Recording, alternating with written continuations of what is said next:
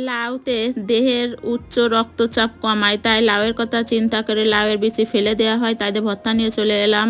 ভর্তার জন্য কেটে কুটে রেডি করে চিংড়ি মাছে হলুদ লবণ মাখিয়ে নিলাম। এবার কড়াইটা গরম করে গরম তেলে চিংড়ি মাছগুলো মচমচা করে ভেজে নিয়ে চলে আসব। এবার ধোয়াধুয়ি করে বিচিগুলো তুলে নিতে হবে, পরিষ্কার চাই।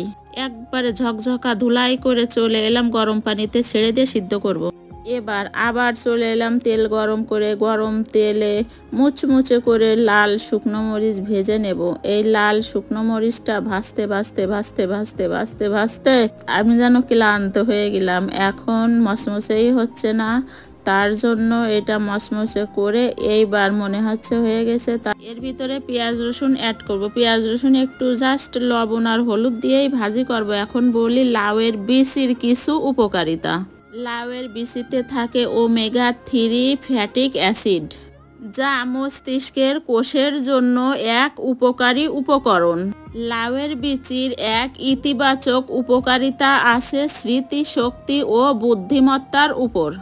বাড়ন্ত শিশুর বুদ্ধিভিত্তিক বিকাশের জন্য লাউয়ের বীজ উপকারী, তবে কচি বা মাঝারি সাইজের লাউয়ের বিচি খেতে হবে। এবার আবার চলে এলাম আমার রেসিপিতে। এখন লাউয়ের বিচি সেদ্ধ করা হয়ে গেছে। শুকনো মরিচ, পেঁয়াজ, রসুন, জিরে এগুলো বেটে নিয়ে এখন লাউয়ের বিচিগুলোও সঙ্গে বেটে নিতে হবে। স্বাদের জন্য কিছু চিংড়ি মাছ অ্যাড করলাম। এবার বলি লাউয়ের কিছু উপকারিতা। লাউয়ে রয়েছে প্রচুর পরিমাণে ভিটামিন এ, সি, বি এবং ফলিক অ্যাসিড। লাউ খেলে দেহের পানির ভারসাম্য বজায় রাখে, উচ্চ রক্তচাপও কমায়।